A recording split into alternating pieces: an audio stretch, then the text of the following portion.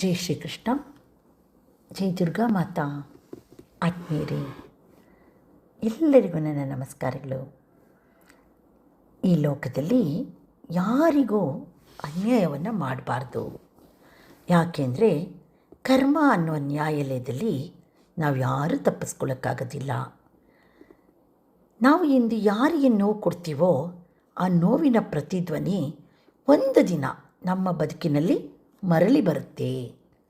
ಕತ್ತಲಿನಲ್ಲಿ ಮಾಡಿದ ಪಾಪಗಳು, ಅಂದರೆ ನಾವು ಅಜ್ಞಾನದಿಂದ ಮಾಡಿದ ಪಾಪಗಳು ಎಷ್ಟೇ ದಿನವಾದರೂ ಮರೆಯಾಗಿ ಹೋಗೋದಿಲ್ಲ. ಪುನಃ ಅದು ಒಂದು ದಿನ ಸತ್ಯದ ಬೆಳಕಿನಲ್ಲಿ ಎಲ್ಲರ ಮುಂದೆ, ಅಂದರೆ ನಮ್ಮ ಆತ್ಮಸಾಕ್ಷಿಯ ಮುಂದೆ ಬಂದು ನಿಲ್ಲುತ್ತದೆ. ಕರ್ಮ ಇಸ್ ರಿಟರ್ನ್. ಅಹಂಕಾರದಿಂದ ಎಷ್ಟು ಎತ್ತರಕ್ಕೆ ನಾವು ಹಾರಿದರೂ ಕಾಲ ಬಂದಾಗ ಭೂಮಿಯನ್ನು ತಲುಪಲೇಬೇಕು. ಈ ಜಗತ್ತಿನ ಅಚಲ ನಿಯಮ ಒಂದೇ, ನಾವು ಬಿತ್ತಿದ್ದನ್ನೇ ನಾವು ಕೊಯ್ಯಬೇಕು.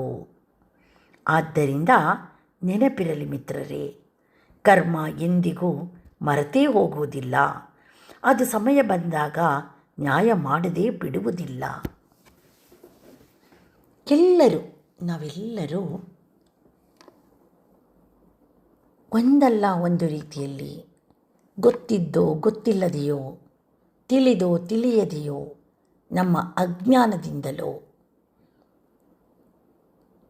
ಮಾಡಬಾರದ ತಪ್ಪುಗಳನ್ನು ಸಹಜವಾಗಿ ಮಾಡ್ತೀವಿ. ನಮ್ಮಲ್ಲಿ ಜ್ಞಾನವಿದೆ, ಸುಜ್ಞಾನವಿಲ್ಲ. ಜ್ಞಾನವಿದೆ, ಅದು ಸನ್ಮಾರ್ಗದಲ್ಲಿಲ್ಲ.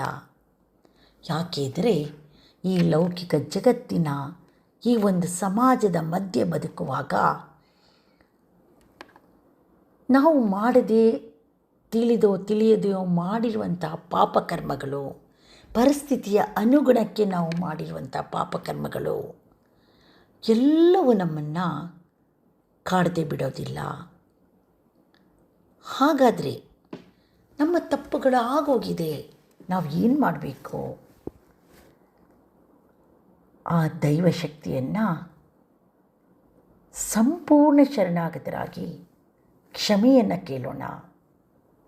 ನಮ್ಮಿಂದ ಆಗಿರುವ ತಪ್ಪುಗಳಿಗೆ ನಮಗೆ ಕ್ಷಮೆಯನ್ನು ನೀಡು, ನಮ್ಮ ಪಾಪ ಕರ್ಮಗಳನ್ನು ನಾಶ ಮಾಡು.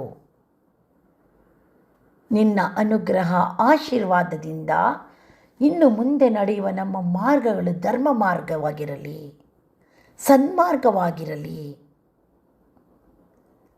ನಮ್ಮಿಂದ ಯಾರಿಗಾದರೂ ತೊಂದರೆಯಾಗಿದ್ದರೆ, ನಮ್ಮಿಂದ ಯಾರಿಗಾದರೂ ಅನ್ಯಾಯವಾಗಿದ್ದರೆ ಅವರ ಸ್ಥಾನದಲ್ಲಿ ತಾಯಿ ನೀನು ನಿಂತು ನಮ್ಮನ್ನು ಕ್ಷಮಿಸು.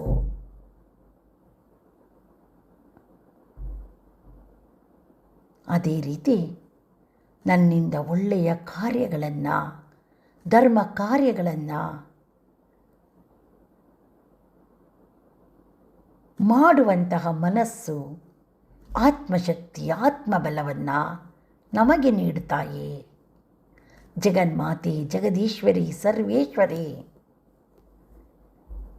ನಿನ್ನ ಮಾಯೆಯಲ್ಲಿ ನಾವು ಬದುಕಿದ್ದೇವೆ. ನಿನ್ನ ಮಾಯೆಯಿಂದ ಎಲ್ಲವೂ ನಡೆಯುತ್ತಿದೆ.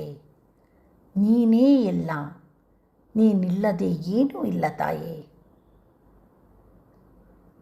ನನ್ನನ್ನು ಕ್ಷಮಿಸಿ ರಕ್ಷಿಸುವ ಹೊಣೆ ನಿನ್ನದು.